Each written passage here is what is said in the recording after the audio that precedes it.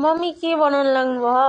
मसिद्रा बनाउनु कि अब यो जाडामा बुर्को मलाई खानु जाति हुन्छ। त्यही भएर चितौरा बनाउनु खानु अब भाउजूले जति मान्छन् तिमीले जति मान्छौ अलिकति बनाएर के हाल्नुभयो त्यसमा?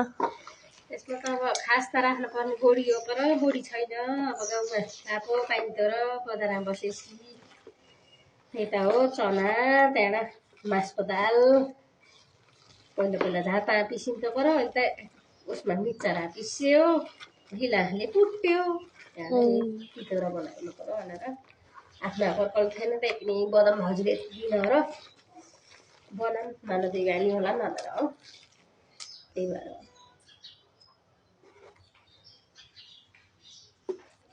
मसिनो बनाउनु पर्यो। अलि ठुला पानी थियो मसिनो बनाएपछि साह्रो सुक्छन् खानलाई मिठो हुन्छ मुस्किल पनि तिनीलाई डल्लो पार्नु पनि पर्दैन कि त्यस्तो गऱ्यो भने त बल्ल मिठो हुन्छन् चितौरा।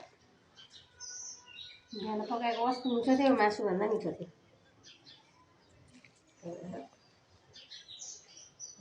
खस्रो भयो पर ढिकियाको त ढिकी छैनन् ढिकियाको थियो झापा पिसी गर्दाखेरि अन्त मिक्सरमा कति सुविस्ता हो नि होला आनन्द छ।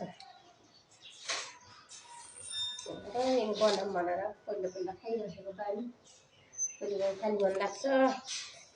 गाउँबाट ल्याइदिने कोही छैनन् माइती गुटल छन् दे माइतीलाई नि एक दुई छाक पठाइदिन पर्यो छोरीहरूलाई पठाइदिन पर्यो छोराछोरी सबै बाहिर सबसे मिठो तिमीलाई हुन्छ अझै चितौरा भएपछि अरू केही चाहिन्न तिमीलाई त्यही भएर भन्न थालेको भाइ।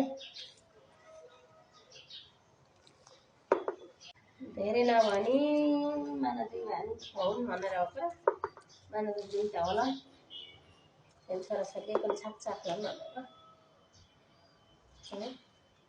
मम्मी चितौरा छैनन् भन्छन् भाउजूले नि मलाई दिएको छ र आफै बनाउन थालेको।